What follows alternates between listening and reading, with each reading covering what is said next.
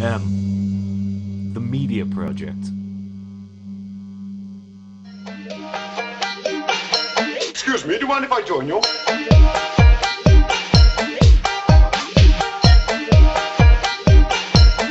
Are you sure you don't mind?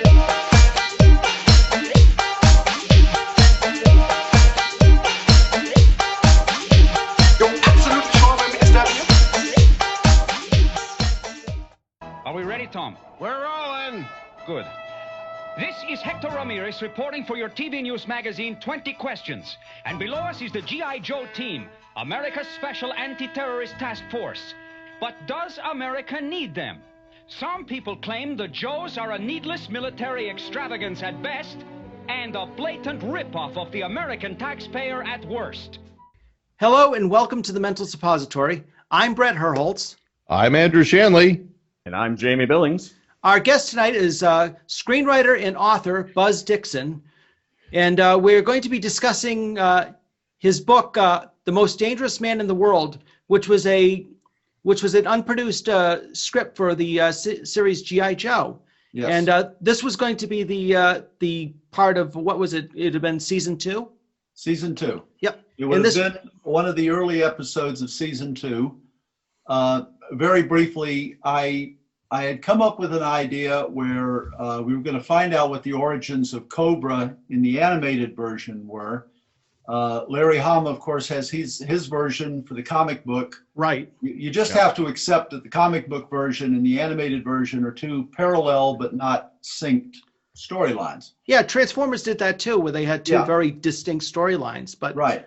I read the book you wrote came out in 2016, and I thought it was terrific. It was one of those things. Thank you. It was like Flint Dilley's Secret of Cybertron, where I thought it was a lot better than what ended up coming out on the screen in '86, where it was just a lot more interesting. You don't have suits interfering with you. Oh, I did read. Always about the producer. I did read that. Yeah, pretty much. Yeah. But basically, the story that I had pitched for the TV show was that we were going to learn the origins of Cobra. Basically, Cobra had a Cobra philosopher, the equivalent of a Karl Marx or Friedrich Nietzsche for Cobra. Oh, nice. Who had come up with the operational plan, the operational philosophy of Cobra. And Cobra had, Cobra Commander had gone so far afield of what this guy had done, and he was opposing Cobra Commander, that he was locked up in prison, and he somehow manages to escape. And when he does, Cobra ceases all worldwide operations to go looking for him. And the Joes have no idea who he is or why he's important. They only know if Cobra wants him, they got to get him first. That'd be good, yeah. So the first act was going to be the search for this guy. The middle act would be the Joes actually getting him. And then act 3 is, they realize he's a big pain in the butt. And when he escapes from the Joes go, let him go. He's going to be out there causing problems for Cobra. We don't care. So that was what I pitched. And Hasbro liked it. They said, we love it. Go to script on it. Just make sure you include the Cobra Emperor. Oh. And I said, the Cobra who? And they said, the Cobra Emperor. And I said, well, who's the Cobra Emperor? And they said, well, he's the leader of Cobra. I said, no, he's not. I said, we've just spent an entire season with Cobra Commander establishing he is the supreme commander of Cobra. I said, if you had told us to drop a few hints, there might be somebody above him, we could easily introduce Cobra Emperor, but we just can't drop this guy in without explaining where he comes from. So they asked for me to come up with a couple of ideas. And this is advice that I give every young writer. If someone asks you to come up with a couple of ideas, don't. Come up with the one idea you want to do, because if they could come up with ideas, they would come up with them. They wouldn't be hiring you. Right. So I came up with 2 ideas. The first one, the one that I wanted to do, was what became Arise, Serpentor, Arise, the miniseries, where they create Serpentor. Cobra's underlings create Serpentor to replace Cobra Commander because they're tired of losing.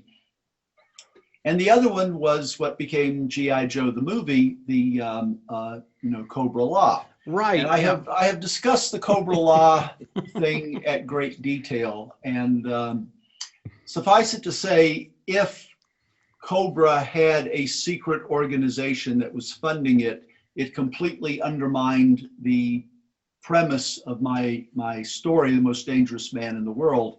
So we dropped The Most Dangerous Man in the World from going into production, and we focused on Arise, Serpentor, Arise, and G.I. Joe the movie. But I always felt that it was a good story. I always wanted to tell the story. And about 4 or 5 years ago, Kindle, Amazon's Kindle program, came up with what they call Kindle Worlds. And this was basically a place to write fan fiction and get paid for it. They secured the rights for about 3 dozen, something like that, well-known franchises, everything from romance novels to action adventure to sci-fi fantasy, a whole bunch. And one of them was G.I. Joe. So I figured, well, this is the perfect time and place to, finally do this story. So I wrote a novel based on The Most Dangerous Man in the World. And it took a lot of effort because also, as I've said elsewhere, when I finish with a project, I put it down, I walk away from it. I don't keep obsessing on it. That's understandable. Yeah. So a lot of that's my stuff problem. that I had instinctively known when I was story editing the series vanished at this point. So I'm online, I'm looking up all the different G.I. Joe toys. I'm trying to figure out which vehicles and weapons could be used because, they came in at different stages and things like this. So it took quite a bit of research to make it as accurate as possible for the time. I wrote it, I got it up on Kindle Worlds, and it was up for roughly a year. And then Amazon said, well, we've decided not to do Kindle Worlds anymore. And that's the end of it. So Oh, that's too bad. It was like I said, I thought it was actually better than the Cobra Law, Arise, Serpentor, Arise. And not only that, I liked the about face. Before I say that, I liked the fact that it had like the feel of the Man in the Iron Mask, where there's somebody locked up, Cobra's got somebody locked up that, they wanted to kind of keep quiet for a while. But also the fact when you finally reveal him, he's really kind of, you expect to be sort of this powerful character, and he's just the opposite. And I thought that was fantastic. Thank you. The Professor Hex, I think, or Hicks, was it? Obviously, like G.I. Joe is such a product of the 80s. And at the time, the political stuff going on with the Cold War and everything else like that, the United States versus the Soviet Union. Obviously, I can hear a lot of. I haven't gotten a chance to read the book yet. Obviously, I'm going to have to. But it sounds to me like a lot of parallels between the Communist Party of Russia versus the United States and Cobra, and it just sounds so brilliant the way you kind of like did all that stuff and the political parallels. Yeah, the political parallels sound. I actually went much further back than sounds communism or Nietzsche. This was based on what was a precursor philosophy to Stoicism, and it was basically a philosophy, and I'm trying to remember now because, again, once I finish with something, it just vanishes from my head. But there had been a Greek or Roman philosopher who essentially said, only the people who were willing to do the work should be allowed to have any say in how the society is run.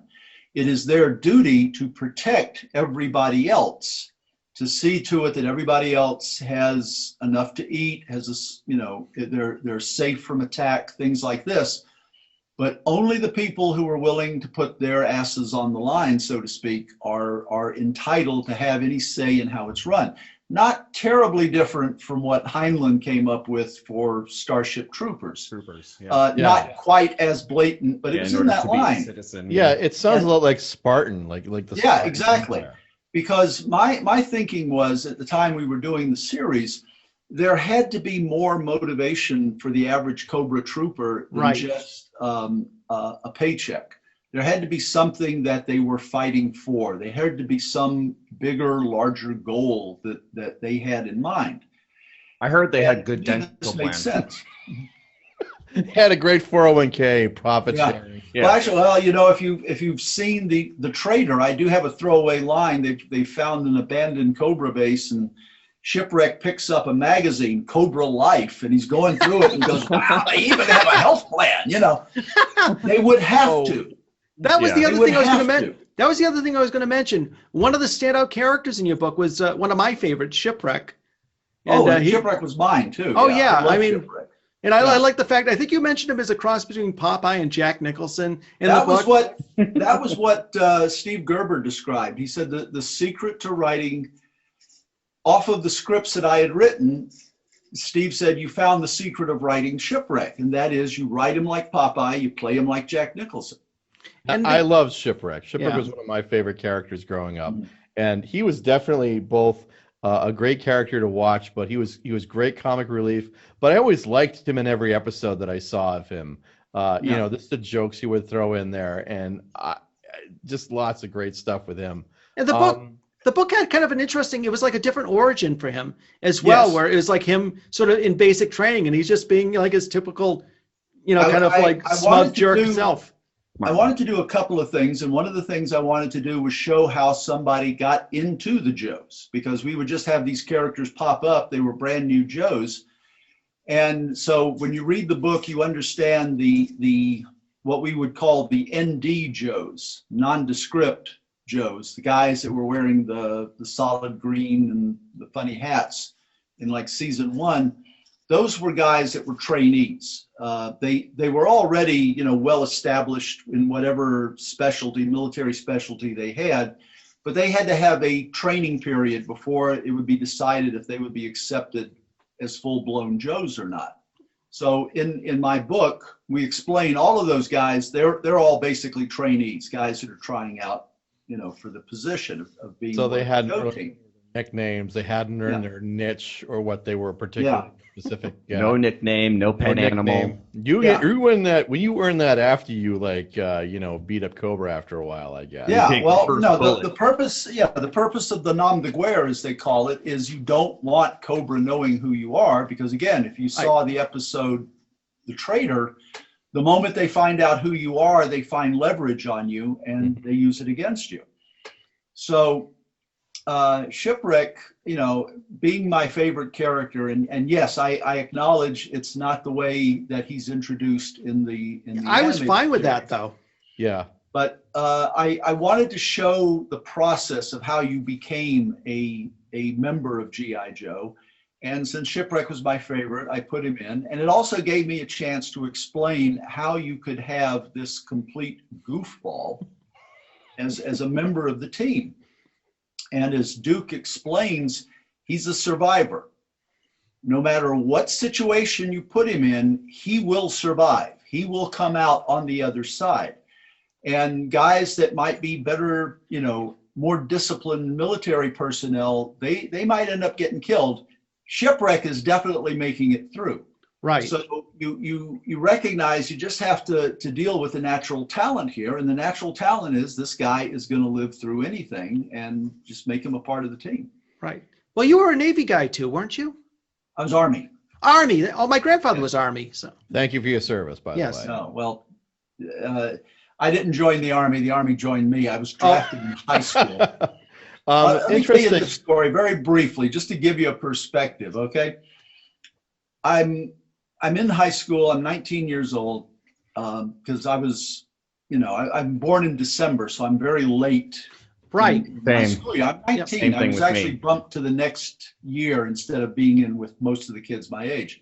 I'm 19 years old. I'm in high school, and I get a draft notice while I'm actually still in high school. And I think, Holy wow, mackerel. this is great. Oh, All I man. have to do is go down to the draft board, say, hey, I'm a high school student. You can't draft me. They'll say, oops, our mistake, and they'll forget all about it. Right. So I go down, I explain to them I am in high school, and they said, we'll be in touch. And a few weeks Oh, later, no. I get a call, and they said, well, you know, we checked. You are in high school. We cannot draft you until you graduate. But as soon as you graduate, we're drafting you. And you I said, wait. I said, I haven't graduated yet. If I flunk everything and I have to repeat the year, Summer and they say, school. no, we checked, your grade point average is good enough Oh. right now that you're going to pass, so we got you. You're just And like, damn it. literally 72 hours after I graduated from high school, I was in the Army. So, Oh, wow. would it be safe to say that maybe Shipwreck is a little bit based on you a little bit? There are certain similarities. I wouldn't say it's a complete one-to-one match, but yeah, there are certain things that you could say parallelous. Now, as a writer, obviously, you write what you know. Your time in the service, where were you serving, actually? Well, if you've seen the Ken Burns documentary on Vietnam, I didn't know this at the time. When they started drafting people in the 70s, they recognized the Vietnam War was so unpopular they could not send draftees to Vietnam. So they were taking the draftees and sending them to Germany, to Korea, to everywhere else, and then they were taking the enlistees and shipping them to Vietnam. So when I was drafted, I ended up going to Korea. And this was literally at the tail end of the war. Mm-hmm. When I got my orders after I had finished basic training and what they called advanced individual training, I got orders for Korea. I go to Oakland Army Base. They take us from Oakland Army Base. They outfit us for Korea. They take us to the closest Air Force base to be flown overseas. And you have to imagine there's this huge tarmac with all these Air Force transport planes on it. And they've got us divided into 3 groups. And the smallest group was a bunch of old sergeants.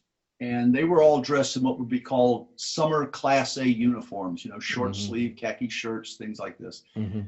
These guys were going to the nice places in the Orient. They were going to the Philippines. They were going to Thailand. They were going to all these places where there wasn't any shooting going on. And this was basically the Army's way of saying thank you before they retired. They got to go to a really nice place and just kick back and relax for the last year or so that they were in the military before their retirement.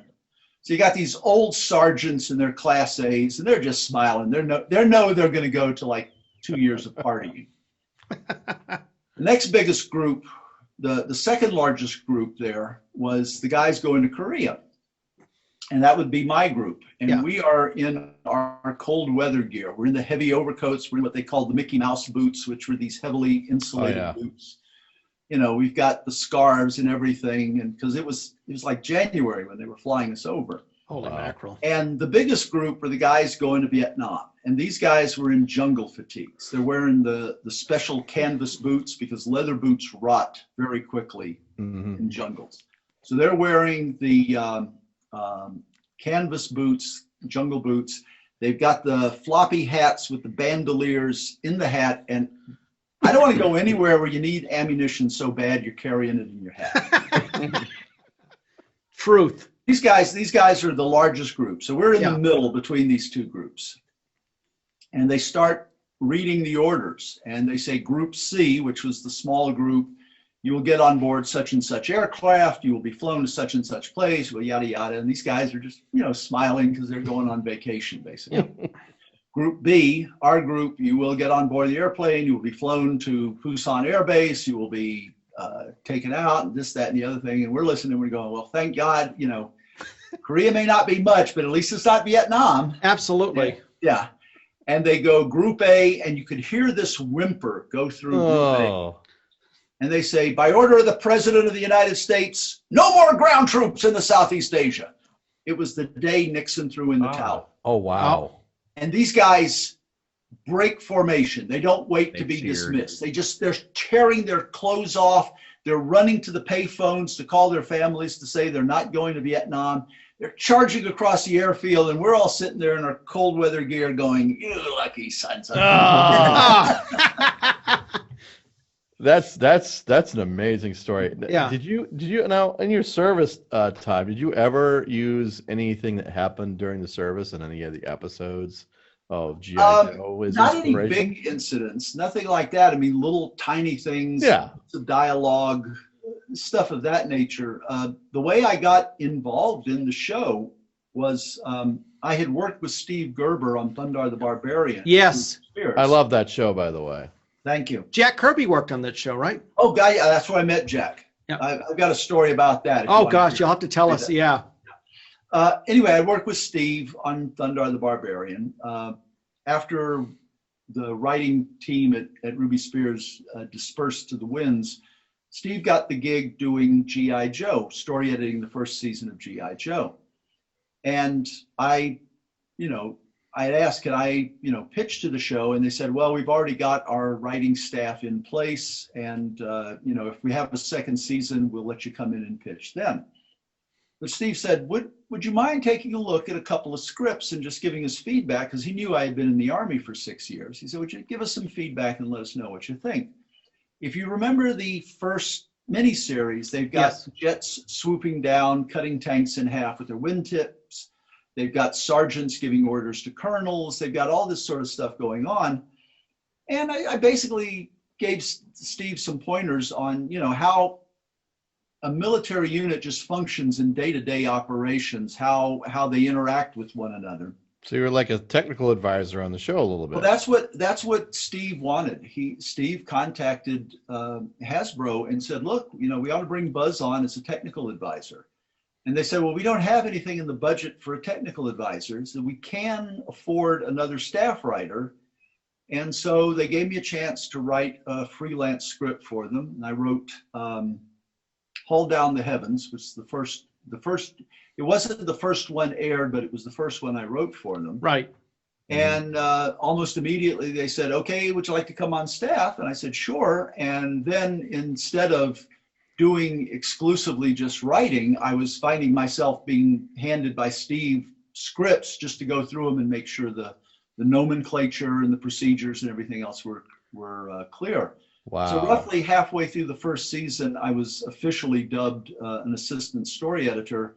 And then for season 2, I was the story editor for the series. Well, it's interesting you mentioned that because I remember, talking with my grandfather because he couldn't stand watching movies like Saving Private Ryan because he said, if troops were screaming the way they were on the battlefield, you'd be shot by your own troops. So it's like that sort of stuff just like really bugged him, having been out in World War II and been on the battlefield. So just hearing you talking about, adding like a certain bit of, authenticity to the writing. I mean, so Well, that was what I was trying to do. Just make it, I called it a patina of realism. Yes. And that's just to make it less obvious it was a cartoon show, so to speak. I mean, we still had, and I'm using the terms advisedly here, we still had absurd things happening. One of my favorite phrases that I use is embrace the absurdity. Yes. If you're given a show or a story or a series concept and it says, this is a story about brightly colored people who can fly, you go, okay, that's the world we're dealing with. And we just have to accept that. We don't try to rationalize it. Don't try to figure out what this would be like in real life. Just recognize this is the world. That's what you do with it. Same thing with G.I. Joe. There's only so far towards realism you can push it. And if you can just make a few gestures in the direction of realism, that's all you can hope to get. Well, what type of things did you have to deal with? Speaking of the type of realism that you could do with G.I. Joe, as far as like guns and bullets and stuff like that. That was a difficult thing because this was the same time there was a big push against realistic firearms in animated shows. I was going to say, like all the parent groups were really starting to come up around then. So in G.I. Joe, you had a lot of they shot lasers. So the thing that they did to the rationale they had was any weapon that a child could logically get their hands on, and that would include an AR-15, since many kids live in homes where there are people who collect guns and would have an AR-15. Yep. And the AR-15 is virtually indistinguishable from an M16. It just doesn't fire full automatic. It's the only difference. They decided any weapon that a child could logically get their hands on, you couldn't use. you couldn't come at somebody with a knife. You could get a great big scimitar and come swinging at them. Okay. Roadblock was allowed to use a 50 caliber machine gun because they figured quite logically the average child doesn't have access to a 50 caliber machine gun. But Grenade launchers are okay as well. grenade launchers, bazookas, I mean, anything that a child was not likely to be able to get their hands on. I tell this story. They asked me one time, can you come up with some ideas for PSAs, the battle stuff. I was just going to ask you about that. And I said, well, we're a military show and we've never done a PSA that has kind of a military flavor to it, a military basis to it. And I said, we ought to do one where one of the Joes explains to kids, when you're making a Molotov cocktail, make sure 1/4 of the bottle is filled with cotton soap. So Oh my God. Target. And they said, yeah, we don't need any more ideas from you. You show up at the meeting and you tell them gasoline and concentrated orange juice. They say that in business, if you don't want to be given extra work and do something a little crazy to keep them from putting you in that position, and that's exactly what you do now. Well, I remember That's brilliantly played. Bad at doing the dishes, so that way. Oh yeah. I don't have to do them. He just breaks the dishes. Oh, well, we're not going to have him do the dishes anymore. Well, in Flint's book, he did. My daughter, my younger daughter, when she was like 8 years old, we told her to load the dishwasher, and she took, instead of the regular dishwasher soap, she took the soap that we would use when washing them in the sink, put it in there, and of course, it's like a Peter Sellers movie. We never asked her to load the dishwasher again. In her 20s, she confesses, "Oh yeah, I knew exactly what I was doing. That was the whole point." Well, actually, in Flint's book, he mentions like the PSAs were like the things you did like at the end of the day that nobody really wanted to do, but you ended up having to do it. And it was something you ended up mentioning at the end. You had a nice little nod to it at the end of your book that I thought was hysterical. Well, my wife Especially actually shipwreck. My wife actually credits those PSAs for teaching her how to learn how to tread water. So she actually was like, "Hey, that was kind of a helpful thing to have because I was at a pool party, trying to do it." I didn't know how to deal with a nosebleed. Or watch out for the crazy dog that wants to bite you. Yeah. Why would a kid want to deep fry a turkey? Oh wait, that's something else. No, but you got to admit those PSAs at the end of the show, as being that age that we were, they were very influential. Yeah, I think we still remember them to this day, and we should be. And in all fairness, some of them were very helpful. I mean, I know there was one we did where they basically said, if somebody calls when you're home, and this is when there were still landlines, somebody calls when you're home, you don't tell them you're home alone. Right. Yeah. Those other good tips. I mean, that was basically a time where I think really, when we take a look at our generation, I think technology-wise, we were like one of the last independent generations where our parents would be working and we'd be dropped off. Oh hell, we were lucky to be alive. And we were like, "Hey, you're a latchkey kid. You'd have like a key. We're fighters. And like you'd be alone for like a good 2-3 hours at your house, and that was it. You had TV, you had G.I. Joe or whatever cartoon was on at the time, and that was a big influential part in the way that we grew up. So I mean, even though they were a pain in the ass, I want to say thank you for those. They weren't actually as heavy-handed as like the Filmation ones at the end of He-Man and the Masters of the Universe. Like, my God. Make sure you brush your teeth. I just can't imagine. You need to learn this. I just can't imagine Shipwreck saying, "Well, I learned a valuable lesson today." Yeah. Now we know. Yeah. And knowing is half the battle. There you go. It's a T-shirt practically. It's just something we've grown. No, that's exactly what it was. It was a catchphrase, and it worked because here we are, 40 years later, 35, 40 years later, and people are still remembering it. Oh yeah. Speaking of like just the violence on the show and basically how things went, I mean, I remember like Cobra came up with a trooper that was a robot. I think it was called the BAT or something like that. Troopers, yeah. Yeah, and so basically like if the Joes shot a bat trooper, it would just be like a robot, like a Cylon, and it would just fall over and go, brrr, and then would be dead. But that was probably something engineered in the show. Was that something engineered in the show to kind of get around? Well, because it was becoming obvious we're doing a military show and we're not killing anybody. You're not shooting anybody. Nobody gets shot. In every episode that I either wrote or story edited, I tried to make either somebody got hurt bad enough that they had to require medical attention, or I made reference to casualties. And Hasbro never figured out that casualties means both injured and dead. Oh, wow. So I was trying to give some hint as best I could to kids that, this is not fun and games. This is not play. This is, people are getting hurt. There are here. consequences, I mean, and of course, with the G.I. Joe movie, I killed Duke. I mean, I really killed him. I killed him deader than dead. And because of the backlash with the Transformers movie with Optimus Prime dying, they put in the clumsy line of dialogue where, he's in a coma, but now he's all better. Yeah. Oh my gosh. Even though he got it right in the heart. Yeah. Well, I mean, we actually spoke about Transformers a little bit ago and how much of a traumatic effect that was on our childhood, because we were looking back on that flashbacks in the theater, because I remember seeing it in the theater and actually seeing Prime die and all the other characters die. But that would have been that was a crazy moment. Here's what happened. We did 3 movies in one summer. We did the My Little Pony movie, Transformers, G.I. Joe. And Hasbro later told me, they said, we made a mistake in our release order. We thought we'd start small with Pony and build to Transformers and then climax with Joe. We recognized it should have been the other way around. Start with Joe, the strongest one, go to Transformers, and then kind of catch the tail end with the ponies.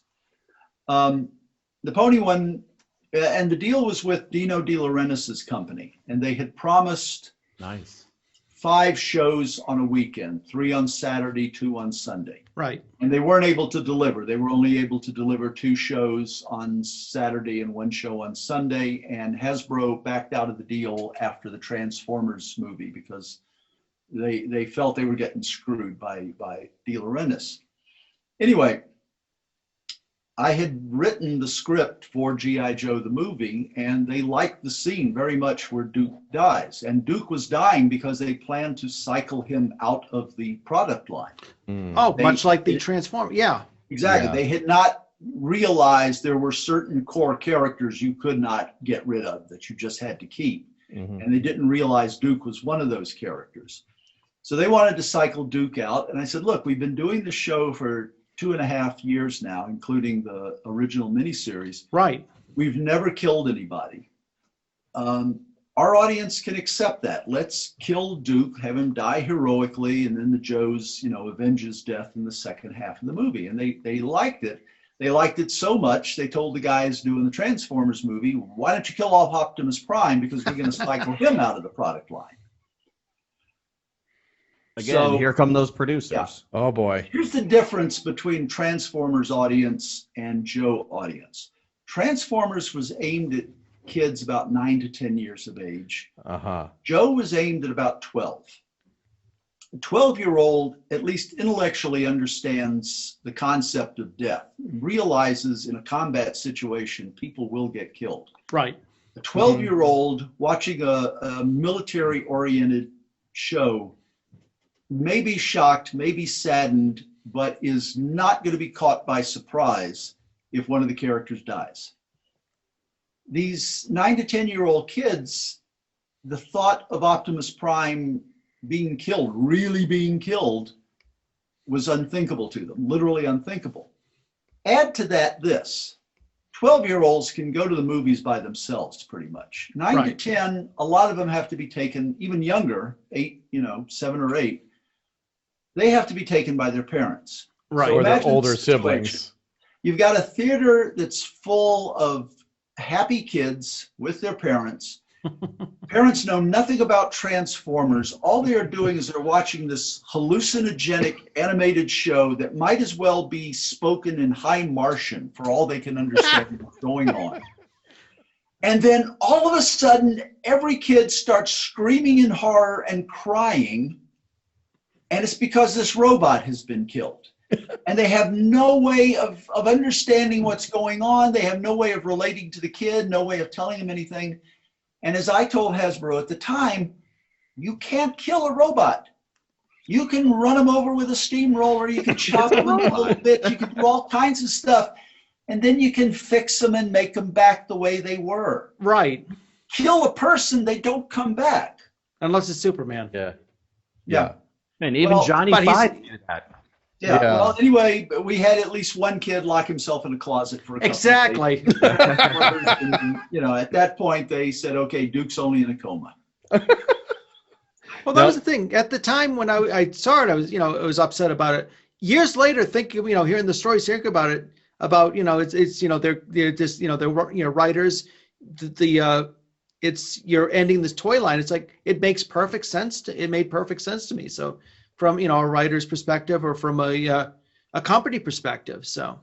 Well, it made sense, and then it turned out to be bad strategy. Exactly. Because the thing they found out about the G.I. Joe movie, people don't come to a movie based on a TV show to see new characters.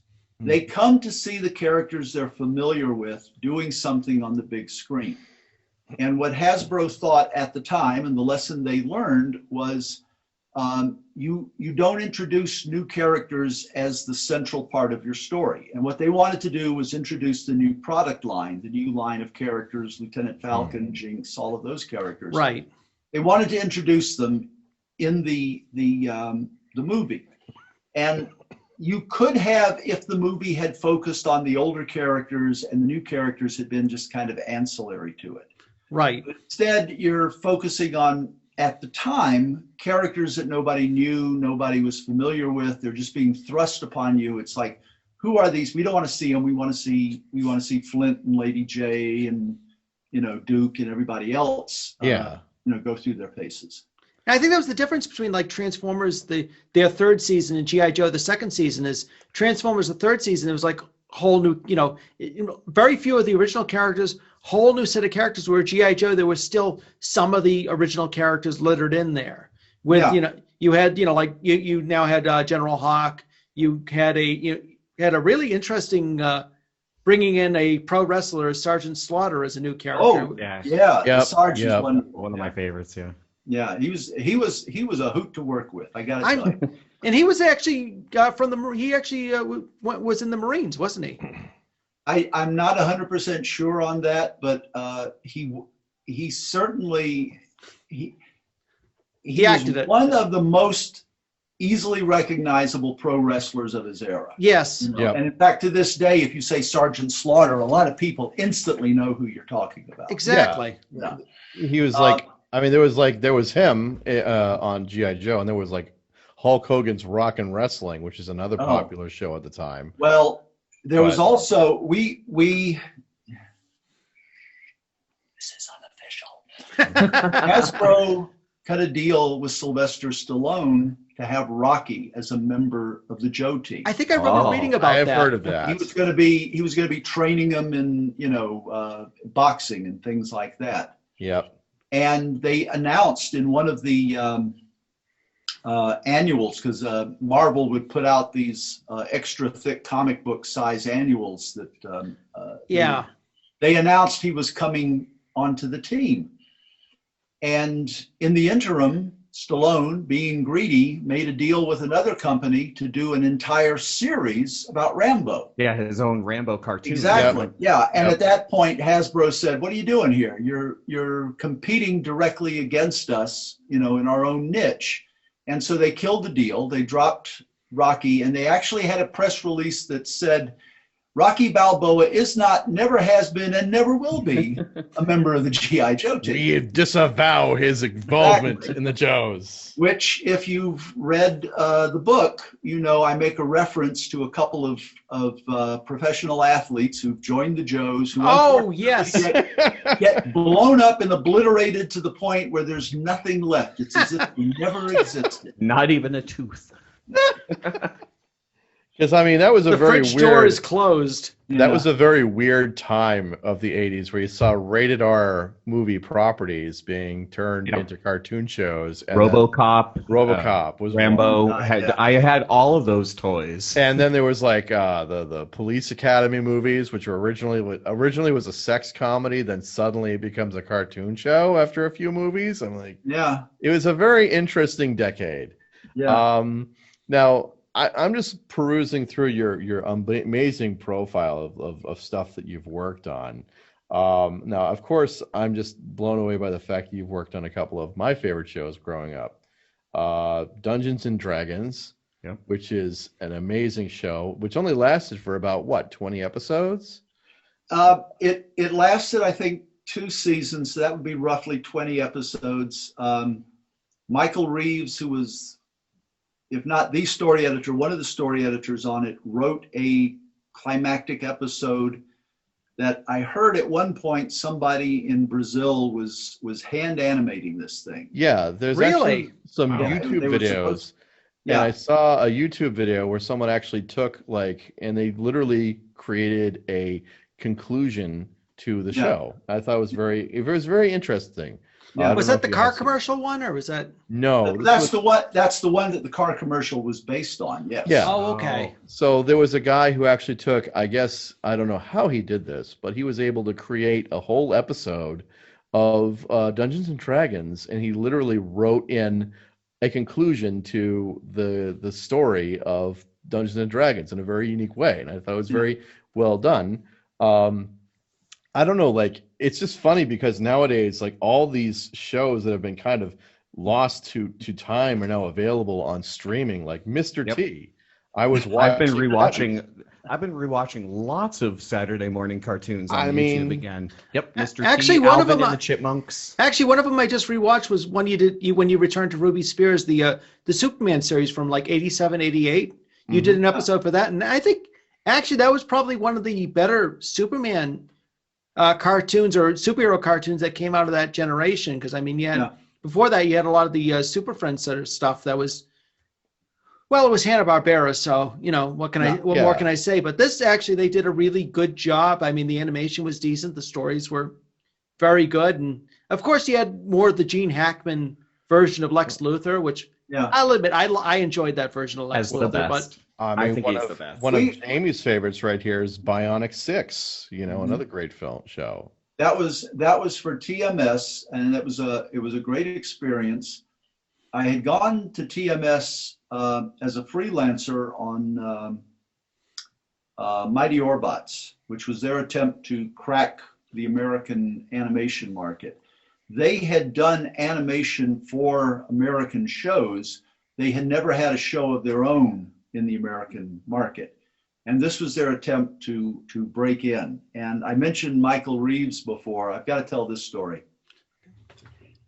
For internal political reasons, they had to have a Japanese story editor on the show in addition to Michael, who was the American story editor. And there was an immediate clash of personalities here. I mean, both of them, I won't say resented, but couldn't see the point of the other one being on the show. They thought I should be enough. And the Japanese story editor spoke English, but he refused to speak English, because he just wasn't going to, kowtow and speak English to Michael. And so they had this woman, this young woman who was, she was Japanese, but fluent in English and Japanese, obviously. And we would have these story meetings, and Michael and I would be on one side of the table, and the Japanese story editor and this lady would be on the other side. And the Japanese story editor would say, something in Japanese, and she'd kind of wince and look at us and say very politely, he suggests maybe it would be better to do this. And Michael said, what are you talking about? That rules all part of the show. You tell him. He's better. And she'd be very polite to him, and then he comes back like it's Toshiro Mifune and Seven Samurai, and this goes on for hours. Okay. Wow. The woman quit and joined an international commission that was negotiating a fishing treaty between Russia, the United States, and Japan. She thought that was an easier gig. Wow. Wow.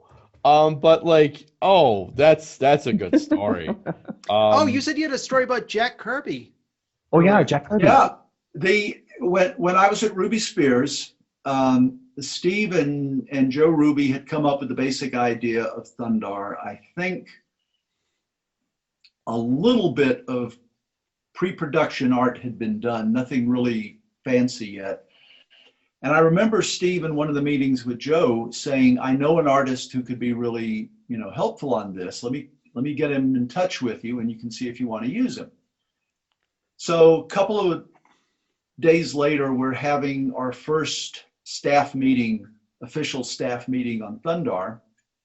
I go into the conference room, and our storyboard department, the head of the storyboard department was a guy named John Dorman. And believe me, we could spend 2 hours telling John Dorman stories. But anyway, John's in there talking to this little old man. And John doesn't introduce us. So I figure, okay, well, when the meeting actually starts, we'll probably go around the table, everybody introduce themselves. So I sit down and, I join in on the conversation, we're talking. And I tell people this was the only person I've ever met whose eyes literally twinkled. It was like energy sparkling. Yes. And so, we're talking, John and this little old guy, and one by one, people come drifting in. Nobody introduces anybody else. Finally, Joe Ruby comes in, sits down, the meeting starts, no introductions. Okay, fine. And we start talking about Thundar. And the little old man is like just contributing great ideas. Somebody will suggest something and he finds a way of plussing it and ramping it up. And I mean, I'm listening and wow, there's an expression in the Army, the kind of guy you want to have in the foxhole with you. Right. I'm listening to this guy and I'm thinking, wow, this is the guy I want in the foxhole with me. This guy gets it. I want him working on this show, that's for sure. And we were just hitting it off personally really well. We were interacting with each other, enjoying, the conversation and whatnot. Meeting lasts an hour or so, and the little old guy says, well, I'll go back to my office. I'll go back to my studio and I'll draw up a few of these things and I'll bring them in next week. Okay, fine. So we all go back to our offices. I go into Steve's office and I said, I'm really excited about working on the show. It looks like it's going to be a lot of fun, but who was the little old man? Nobody ever introduced me. And he said, that was Jack Kirby. Oh, wow. And so I tell people I was friends with Jack Kirby before I knew he was Jack Kirby. Well, that's always good. He always seemed like one of these guys that just seemed like a really energetic little spark plug. He was. Yeah, just a tough little son of a gun. Oh God, yes. He was just a wonderful person. He and Roz were wonderful. Just tremendously nice people. Well, when you get like after all this time, what can I say? Well, when you get to meet with people who are creative, and there are two types of creative people. There are creative people that want to control, and there are creative people that want to help. And it sounds to me and contribute, and that's exactly, it sounds to me like what Jack Kirby was like, and just all the different things that he's done in his career. Yeah. He's really been more of a helper than to himself. Especially in the comic industry. Well, somebody who didn't get a lot of not the word respect, but didn't get a lot of notice for his writing. Yeah, thank you. Well, especially with the work that he did with Stan Lee. So yeah, well, you have to understand Jack's career. He's the child of the Depression. Mm-hmm. He managed to support himself doing art at an early age. Okay. He was quick to take any job that came his way. He and Joe Simon, who was his partner. Yep. These two guys, they didn't create the superhero genre. Siegel and Schuster got there first. And, right. Bob Kane and Bill Finger got there next. But they certainly contributed to it. Absolutely. They did create romance comics, true crime comics, kid adventure comics. When the superhero craze died out at the end of World War II, They segued over into Western comics, action adventure comics. They were doing the monster comics at Marvel. And depending upon whose version of events you believe, you know, let's put it this way. I was obviously not in the room when Fantastic Four was created. Yeah. I know the story that's told about how it's created, and the details of the story make me raise an eyebrow because it doesn't smell. To me, it does not pass the smell test. But I can't say that's not Absolutely. Yeah. So I do know that Stan would hand the same thing with Steve Ditko. Stan would hand ideas to them, send them off to draw. They would come back, and Stan would put the dialogue in. And sometimes Stan would take great liberties with what was being done with the dialogue. You know, Ditko just got fed up with the way that Stan was doing stuff, and he said, okay, that's it. The famous story is he goes into, I think it was issue 37 of Spider-Man, just drops it on the secretary's desk and says, that's it. And he turns around, walks out, and they never saw him again. You know? I don't blame him. Yeah. Yeah. I mean, Actually, oh, sorry, Andrew. oh, go ahead. That's okay. I mean, Actually, there was actually, Will Eisner did a version of Jack Kirby in his semi-autobiographical graphic novel, The Dreamer. yeah. Where it just, yeah, and it was just a fantastic story because it's like oh, yeah. the scene. I don't know how true it was, or if it was just kind of like a representation. But it's like Will Eisner's character is being threatened by a dry cleaner who's kind of has mafia ties. Yeah. And Jack Kirby's character comes in all of like 4'2" and Yeah. runs at the guy's like, you know, don't talk to the boss that way. And like Will Eisner's holding him back by the suspenders. That's based on an actual incident. Oh, it is? Okay. Yes, and it involves American Nazis. Before Pearl Harbor, they created Captain America. Yep. And they had gotten, the first issue had come out, and it was pretty obvious that, you know, Jack and Joe just wanted to beat the crap out of Nazis, because that's what they had. Who didn't? Even before we got involved in the war, that's what Captain America was doing. And he's in the bullpen drawing away. Yep. And the phone rings, and he picks it up, and it's like 3 or 4, you know, neo-Nazis, or not even neo-Nazis, they're genuine Nazis, are down in the lobby, and they're telling you, Kurtzman, we're going to come up and beat the crap out of you. And he says, no, you're not. I'm coming down to beat the crap out of you. And he hits the door, and they've got to grab him and hold him back. And when they go down to see who's there, I mean, the guys had split, because when they heard Kirby was on his way down, they, you know, they wisely decided it might not be a good opportune time to express their displeasure. Stories like that are great. I mean, just like, yeah. That's amazing. I mean, that guy, he lived a very long and happy life, and he was. I don't know about a long life, but he had a, you know, he had a storied career. Fairly long, yeah. He was a very happy creator in creating the stuff that he does. He was much happier in animation because they paid him and respected him far more than they did in comics. It sounds like it. But looking at your resume of stuff that you've done, like, you know, from everything from Inhumanoids, Bionic 6, Spiral Zone, which is one of my favorites as well. You know, Superman, Batman, Teenage Mutant Ninja Turtles.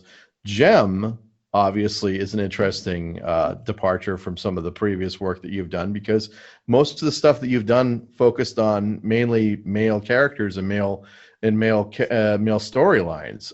What was it like working on the Gem TV show? All of the Sunbow shows, I think there's one exception. All of the Sunbow shows were done written out of the same office in Westwood, Los Angeles. Mm-hmm.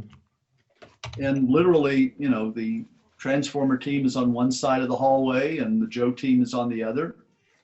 We were also doing My Little Pony. Roger Slifer, the guy who created Lobo for DC Comics, was in charge of My Little Pony. It's a little twisted. Christy Marks came on as a writer for G.I. Joe. I can't recall if she did any Transformers or not, but she definitely wrote several G.I. Joe episodes for us. Mm-hmm. Christy was the only person to write a G.I. Joe episode that was like absolutely perfect. We got it, we looked at it and said, nothing to fix, and just passed it on. Nice. And she had a very good reputation as a writer of action adventure in comics. She either had done it or was simultaneously to working with Sunbow, writing a series called Sisterhood of Steel, which is like the best Amazon adventure comic anybody ever did. It Really? was the first one where the Amazons actually act like people who know what they're doing.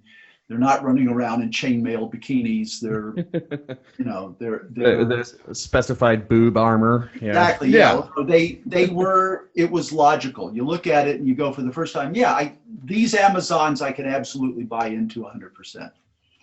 So Christy had done work for us, and they gave her Gem to develop, and she did a brilliant job with Gem. She really developed it really well.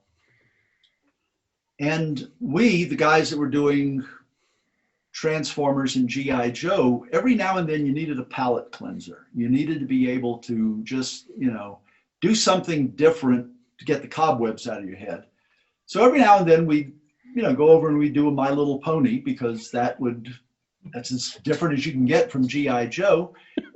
We would do Gem episodes occasionally. We weren't the main writers, but we'd plug in and do one now and then. And I think I did one for season 1, one for season 2. They were fun. I enjoyed writing them. They were stories that didn't rely on larger than life physical conflicts. They had to be more emotionally based. They had to be based on the way people interacted with one another, as opposed to who had the biggest gun or the largest army. Yeah. And they were fun to do, and we enjoyed them immensely. Yeah, so it was like a challenge as a writer to help you kind of breathe and kind of get maybe even help you inspire. What would just be great is if there would be like some crossover episodes between some of these TV shows. There kind of was, though. Hilarious. There kind of was, because there was a character that would cross over from like G.I. Joe, Transformers, and Gem. It was a Geraldo style reporter. Hector Ramirez. Yes. Who I created. You did. Hector Ramirez, and this is 20 questions. Yes, I had done an episode, and I think it may have been the first episode that I wrote that aired, called 20 Questions. That was a good episode. Thank you. I created Hector as a parody of Geraldo Rivera. Yeah. And you have to understand, when you're writing an animation show, the legal department has to check the names, and they have to check the likenesses of characters. If there had been an actual person named Hector Ramirez involved in broadcast journalism, we couldn't have used that name. But since there wasn't, they signed off. They said, yeah, you can have a reporter called Hector Ramirez. So once we had the character designed, the name cleared, a voice actor cast, the next time that he was used was in part 2 of The Traitor. And, when I'm doing the part 2, you need a recap from the previous episode. And rather than do the standard in our last episode, I thought, let's do something fun. We'll bring Hector back on his TV show doing a newscast about what happened from the in previous first episode. That's creative. Yeah. So I bring Hector back. Well, at that point, we realized anytime we need to have an info drop in one of our shows, you just bring Hector in, because Hector, logically, as a news reporter, can sit there and talk to you for 30 seconds, just lay out the information, and then he disappears. You never have to worry about him again. Commander, will I hit him with a chair? Oh, yes. Go ahead, Destro. We used him for that purpose, and then I think Flint brought him in for Transformers for the same reason. We need somebody to tell the audience something. Here's Hector, because Legal department had signed off on name, likeness, and voice actor. And at that point, we just started plugging him in with Jem, with Inhumanoids, just about every show that we did, with the exception of Visionaries and My Little Pony. Oh man, he needs his own action figure. Well, I know Flint mentioned that Visionaries and Inhumanoids was his two favorite shows. Yeah, that he did. Inhumanoids is a lot of fun to talk about because Inhumanoids and Jem both were canceled as toy lines while we were in production. And the thing about Jem was the show was so incredibly popular that Hasbro said, we'll do a second season of it just so that we can advertise our other toys on that show. But you know, they had no product to sell in season 2, no Jem related product, because it was an ugly doll. What can I say? I watched Jem when I was a kid. Actually, my sister loved Jem. And we ended up we went to a convention and we got a signature from the actress who did the voice of Jem. Yeah, she's a sweetheart. She is. Yeah. But anyway, the toy line failed for Jem, but the show was successful enough to get a second season.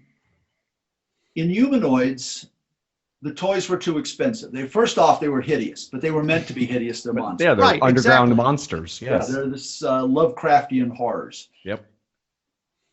The toys were too expensive. With G.I. Joe, you could buy, at the time, I think it was like $3.50, $4, you could get a G.I. Joe figure. So a kid, a kid might have a 5 spot on them and they could buy their own G.I. Joe toy. Right. Okay? Yep.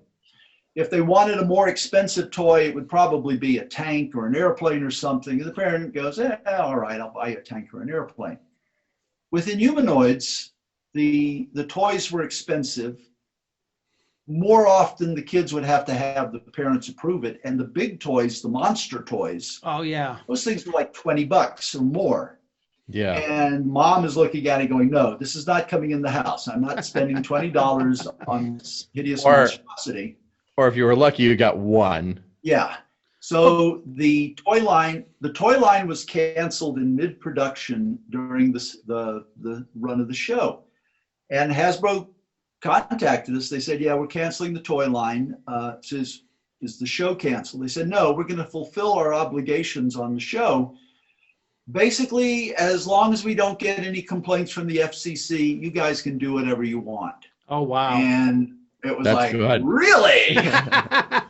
So we ended up running one of the characters for president. We get him elected. I wrote one where these teenagers turn into zombies and they're going through town chanting, kill, kill, kill. And the voice actors, they get this, so they're going, whoa, can we do this? I said, yeah, nobody's watching. Just go ahead and do it. Well, the other crossover he had for those shows was Chris Latta. Oh, yeah. Well, he had Starscream, Cobra Commander, Decompose. Yeah. Yeah. Chris was a voice actor. He was a stand-up comedian. Yep. I am not being unkind when I say eventually he failed to outrun his demons. Yes. He died tragically young. Yes. We miss him. Yep. But he was an interesting personality to work with. Flint tells the story of getting a phone call at like 2 in the morning, and it's the Santa Monica police, and they say, we got a Chris Latta here. Do you want to come pick him up or can we keep him locked up? And Flint's going, do we need him tomorrow? Oh shit, yeah, he's got to I guess Flint generally liked him, so. No, this is the thing. I mean, this is the tragedy of drug addiction. Yes. There are people you love and you care about, and they can't keep that needle out of their arm. Absolutely. And they just destroy themselves, and there's nothing you can do to stop them other than to say, I will help you in any way you can if you're making a serious effort to stop using drugs. But I've lost a couple of friends that way. Yeah. Oh, I understand. Yeah. I think especially in life. I mean, we're at the kind of an age where we've had a few friends that we've lost tragically because of, life kind of sometimes takes people in different directions and sometimes Yes. in a darker direction. God And bless. unfortunately, we do the best we possibly can for them. But like, especially in the creator community with the creative arts, you're exposed to a lot of influences that you might not necessarily be appropriately able to handle, especially that sort of thing.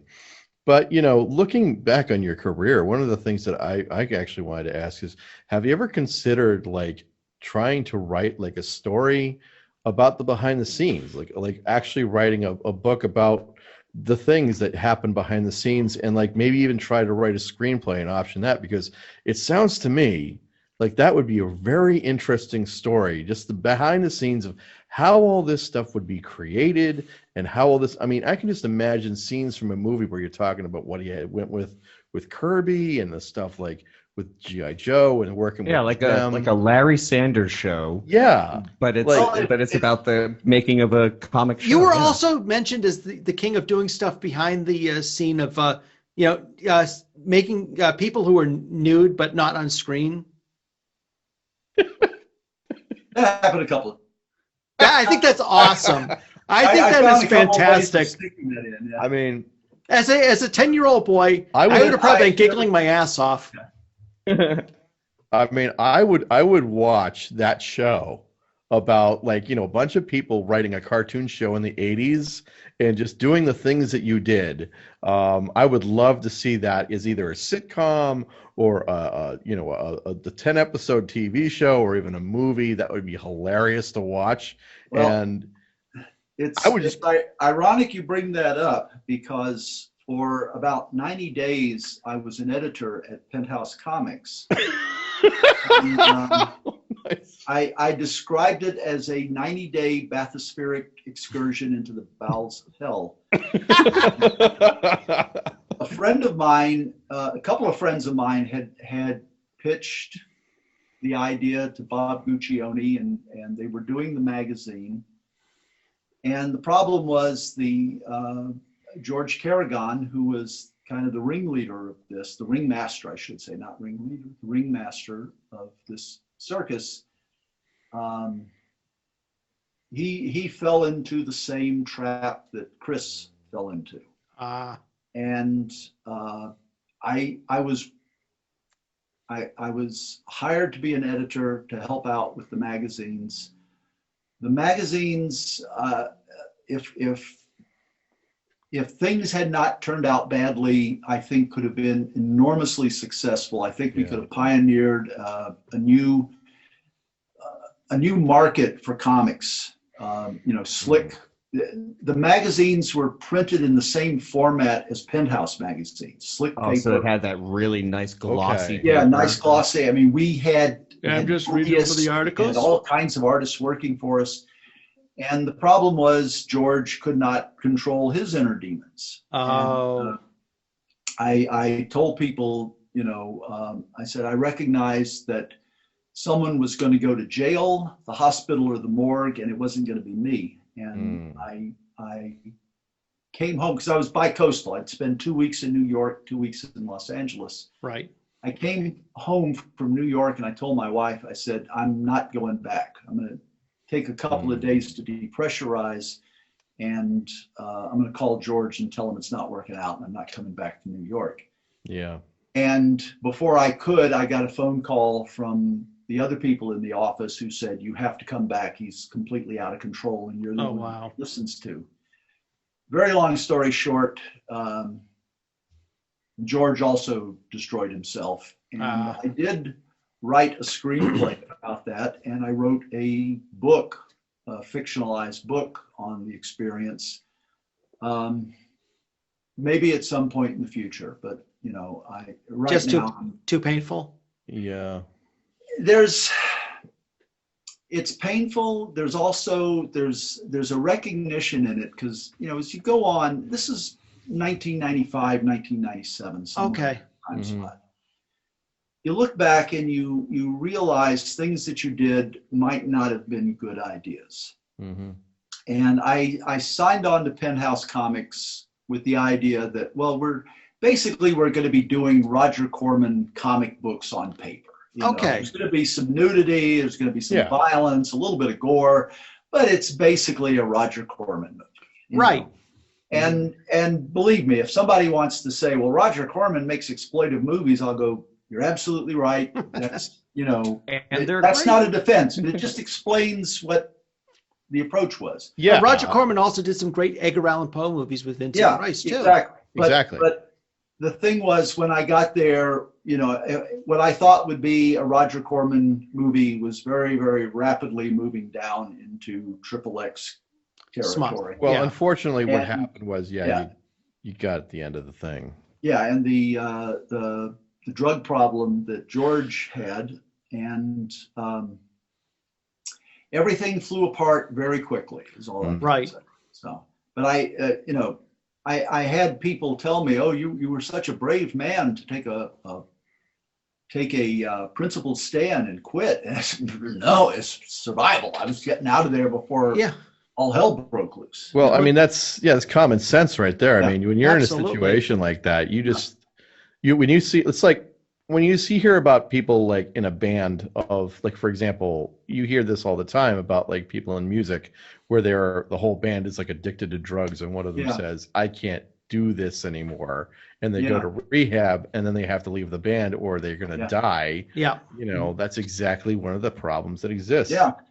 Moving on to obviously a much better question, a little happier question. Thanks, Andrew. Thanks, Andrew, for ruining the whole story. But of all these great products that you've actually done, all these great, amazing programs that you've worked on, is there any that you'd like to see, like, that didn't get a full chance to have the recognition that it had originally, but you'd like to see maybe get a full, like, because obviously everything retro today is new again. So anything from like the 1980s or early 90s that you'd like to see like come back as a major motion picture or something like that? I don't know about a major motion picture. One of the earliest gigs I had was working at Filmation Studios. Yes. A show called The Fabulous Funnies. And one of the segments was Tumbleweeds, which was a comic strip drawn by T.K. Ryan. And it was a hilarious parody of Westerns. I mean, I love this strip. And when I found out we had the rights to it, I told Lou Scheimer, I said, you got to let me write this thing. And I demonstrated to him, I understood it. And I figured out how we could include the Native American characters, or at least two of the Native American characters, without having to hire Native American voice actors, because in the strip there were two characters who were mute. Mm-hmm. One of them would communicate by writing notes, sarcastic notes, and tossing them at you. So I knew this strip backwards and forwards, and I wrote at least 2, maybe 3 episodes of it. One was animated and aired. The second one was animated, but it never aired. And I don't think they actually got into production on the 3rd or 4th ones yet. The Monday after the show aired, Lou got a phone call from T.K. Ryan's lawyer saying, Tom really liked the show. He just wondered why you never bothered to sign a contract with him. Oh, gosh. What? And what had happened was, when they were putting the show together, Lou told Filmation's lawyer, go get the rights, go see if we can get the rights to this. So Filmation's lawyer calls up T.K. Ryan, says, we'd like to do Tumbleweeds as a segment of this show. And Ryan said, sure, send me a storyboard of what you want to do, and if I like it, I'll give you permission. And the lawyer said, he says it's okay. He said, sure. What was Lou Scheimer like working with him or working for him? Lou Scheimer, first, I have to say, with obvious tragic exceptions like George Carrigan at Penthouse, I have been pretty much blessed with being able to work with nice, decent human beings. Right. And Lou was a good person. Lou and I worked more closely with Arthur Nadell at Filmation than with Lou, but they were both wonderful, sweet people, really nice. That's always the impression I got. Yeah. decent people, really good. Lou had a run of bad luck with at that time with lawsuits. Scott Shaw sued him over Duckula, and I can't. Oh remember. yes, I remember the story. Scott had created a vampire duck and had worked at Filmation and felt Filmation took inspiration from his comic. Oh, Quackula. I remember that cartoon. Yeah. And they settled that one out of court, I believe.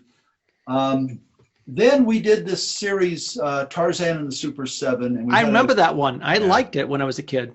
We had Web Woman, Manta and Moray, and Super Stretch and Micro Woman. Yep. And Marvel sued us over Web Woman, Manta and Moray, Super Stretch and Micro Woman. DC sued us over Manta and Moray, Super Stretch and Micro Woman. Now, Web Woman, their argument was, well, she looks just like Black Widow, and you're copping Spider-Man's, gimmick with the webs.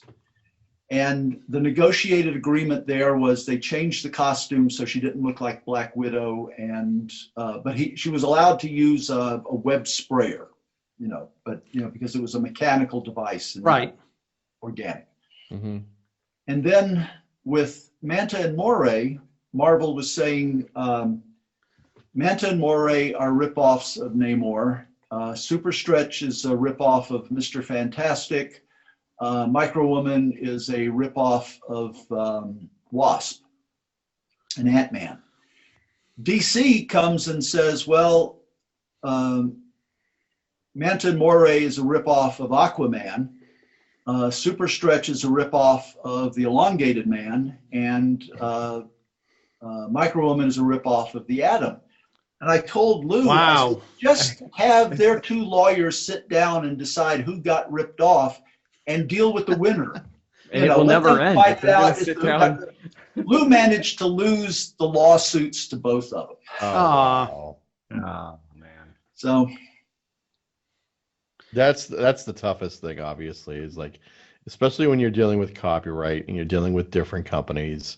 I can imagine, just the amount of pain in the butt that they'd have to deal with. And yeah, especially nowadays. Yeah. I mean, can you imagine having that problem today with Disney, like owning Marvel and Warner Brothers owning DC, or being part of that? That would have been, today especially, it would have been a bloodbath, especially considering the properties that, let's say, DC kind of screwed up and the properties that Marvel hasn't screwed up. That seems a lot like Plastic Man right there, and that seems a lot like Invisible Woman. You go back to the 1940s, mm-hmm. and almost every superhero, you can find a similar superhero from that time period. Oh yeah.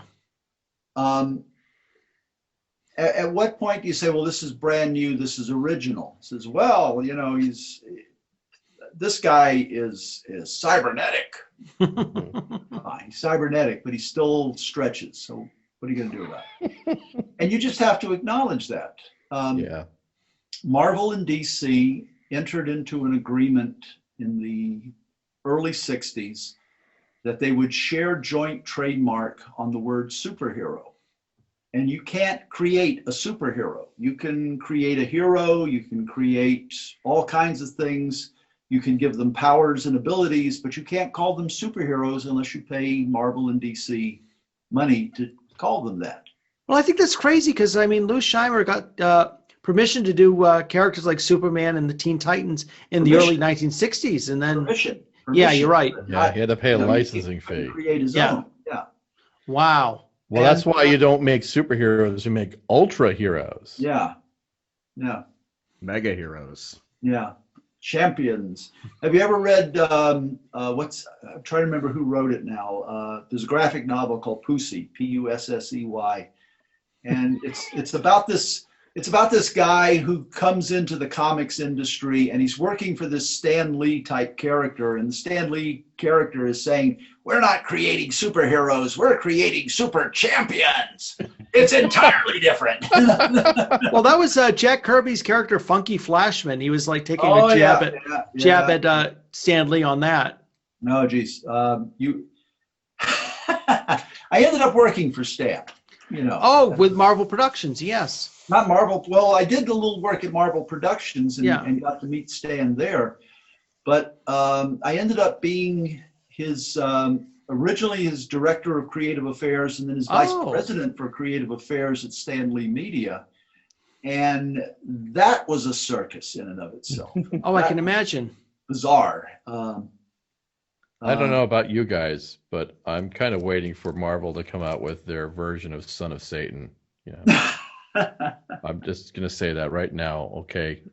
Kevin Feige, if you're listening to this, make Son of Satan, please. Oh, you spelled Stan.